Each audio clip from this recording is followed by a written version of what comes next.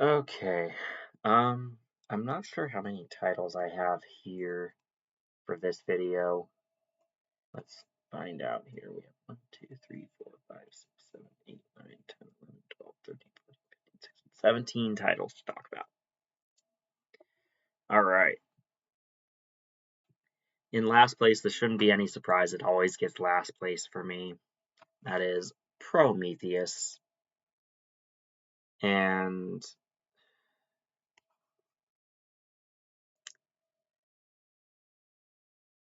as part of the Alien franchise, there's hardly any xenomorphs in it until like the last 2 minutes before the credits start to roll. And so it's like, oh, we're in the Alien universe, but only just barely. So that's in, I think, 17th place there. In 16th place, we have 30 Days of Night, Dark Days. This is the second movie in the series of, I think, 2 films or 2 movies. And the main vampire lady isn't as compelling as the person in the first movie, who was William Stryker in X-Men Origins. I think.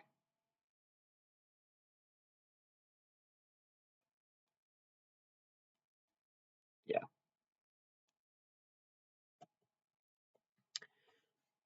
Not as compelling. It's this character here. And they could have done much better with it, but just kind of exists. Then we got in 15th place, one that's only just a little bit better in the grand scheme of things for this ranking here, and that is 30 Days of Night 1. Like I said, this one has the guy that played Stryker in X-Men Origins as the main vampire guy. And it also gives you more of that vampire action that you want in a vampire horror movie. That one didn't, or the previous one right here didn't have as much vampire stuff happening. So there you go. In 14th place, we have 31, and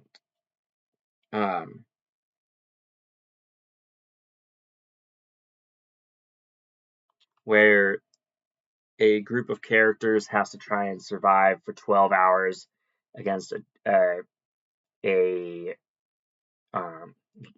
quote unquote gang of maniacs dressed like clowns, not unlike the guy on the cover right there.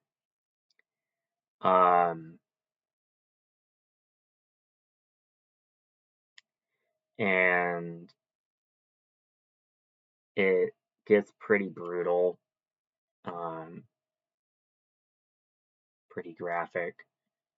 Honestly, it feels like it should be an HBO project with as graphic as it gets with some stuff.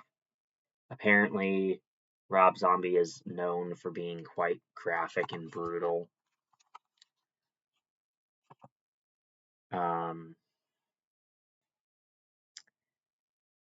Let's see.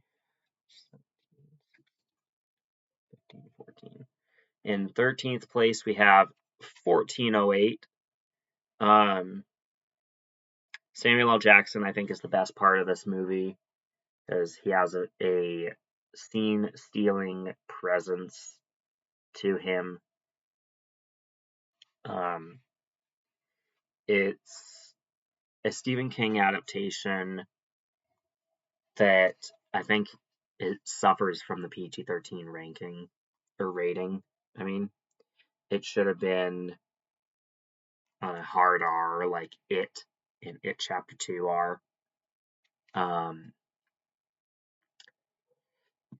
so it's not as good as it could be with the PG-13 ranking. Or I keep saying ranking, PG-13 rating. I don't know why I keep saying ranking, but that's what I'm doing right now. So let's see. 15, 14, 13.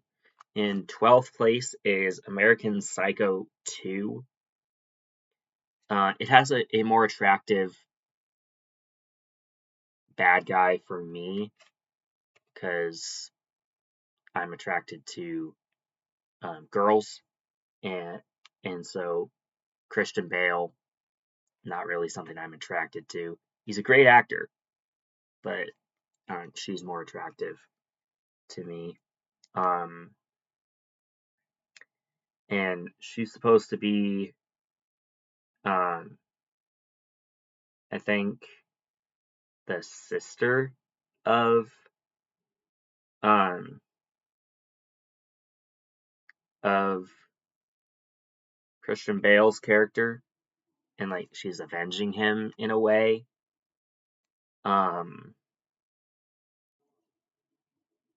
Yeah. Then I believe in 10th place we have Boogeyman 1. And again, this one kind of suffers from being PG-13. It could have been elevated by being R or rated R, but it is still a good horror movie. I don't know about the scariest movie ever. That I think that would still be held by The Exorcist or some of the Evil Dead entries, like the original Exorcist. But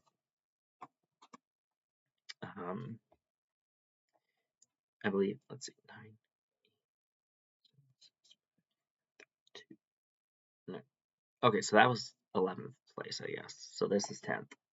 10th place actually is Cloverfield Paradox, and it's in it's the conclusion to the Paradox or the Cloverfield trilogy, which is only really loosely a trilogy because there's not very much connective tissue between all three of these. It has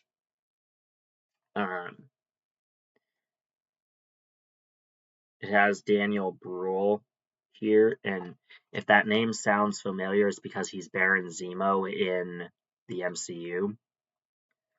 He's the one that tore the Avengers apart with a red book. But he's in here, and yeah.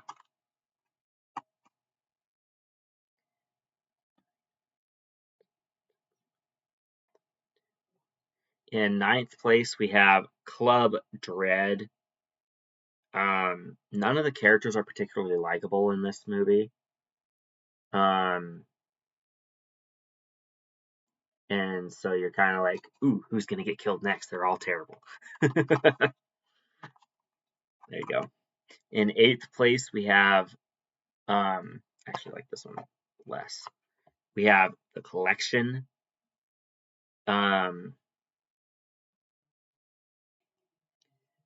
And it's not as good as The Collector, which I believe this is a sequel to, I think.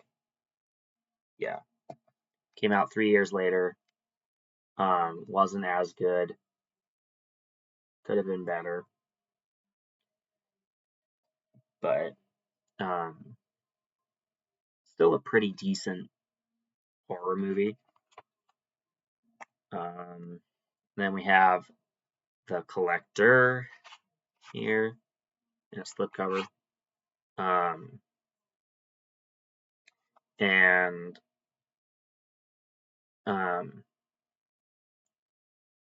this one is from the twisted minds behind Saw 4 through 6, and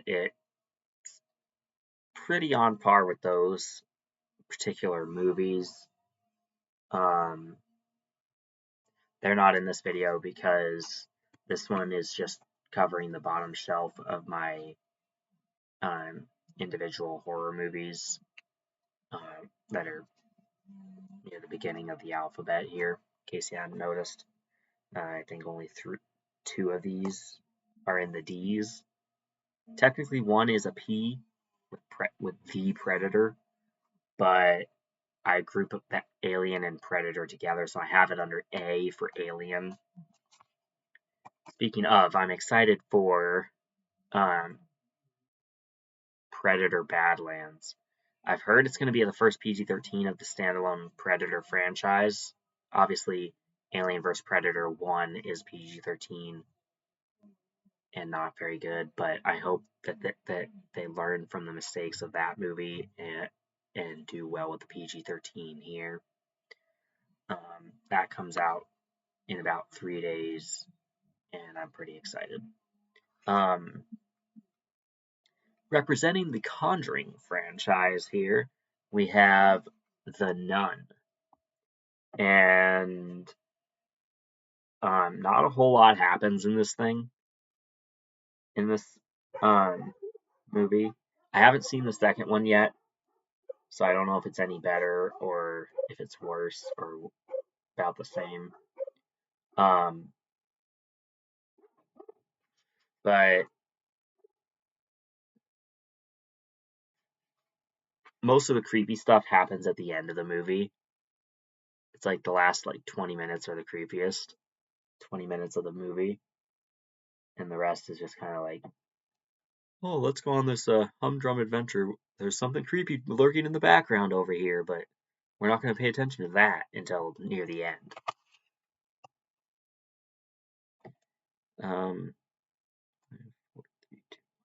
In fifth place, we have The Creeps. And this one is basically, what if the werewolf, Dracula, Mummy, and Frankenstein were all midgets? And it goes about it in a pretty funny direction. So that's why it's so high up in this ranking. But yeah, these are 25 or these are 17 of my least favorite early alphabet horror movies. So it's near the top of the bad side of things. Then we have Cursed, and this is an interesting werewolf movie. I believe it's been a few months since I watched. Yeah, werewolves. It's been a while since I watched this, so I could have sworn it was werewolves, and I guess I was right. That happens a lot. But yeah. In third place, we have Dark Ride from the After Dark Horror Fest. I want to get more of these After Dark Horror Fest type things. It includes a list of some of them inside. And I actually have 4 of these. I'm only missing 3 of them that are listed in here. I have Grave Dancers, Unrest, Dark Ride, obviously, because we're talking about it right now. And I have Penny Dreadful, although I need to get a new copy because about 45 minutes into the movie, the screen just froze and it wouldn't go any further. I hit skip to go to the next scene and it still didn't do anything. It just completely froze. But I want to get the Hamilton's Reincarnation and Wicked Little Things. And I'm noticing this is only 7 titles. Oh, and The Abandoned coming soon. Okay. So I want to get more of those movies that I read off. I do have a few of the ones from this particular batch. There are other batches. and they're just good movies. Our runner-up is The Day After, basically a nuclear apocalypse strikes. I believe it's set in California, or Kansas or something. Anyway, a couple of nukes go off in highly populated areas, and this is kind of the aftermath of it. But my favorite of these, my favorite of my least favorite ones here is The Predator. Again, it's sorted under A for Alien, since they have the two crossovers, Alien vs. Predator and Aliens vs. Predator Requiem. And I like how there's like a 9-foot evil predator, and then an average size predator is a good guy in this, trying to help defeat the giant behemoth of one. It has the bad guy from Logan in here as one of the convict characters, and I think it's a pretty good Predator movie, but it's not as good as the first two, which we'll talk about at a later date.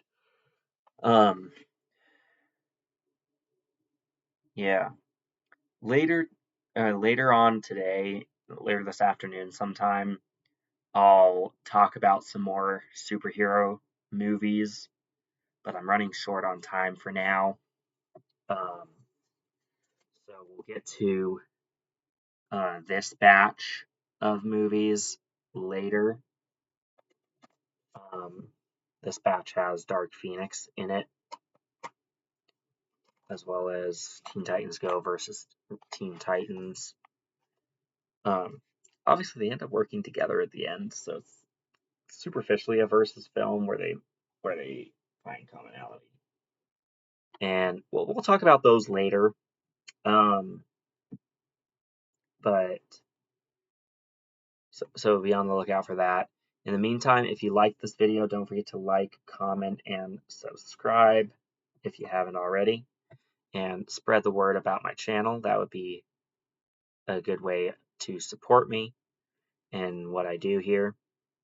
And I look forward to seeing you guys in the next one. Take care. Bye.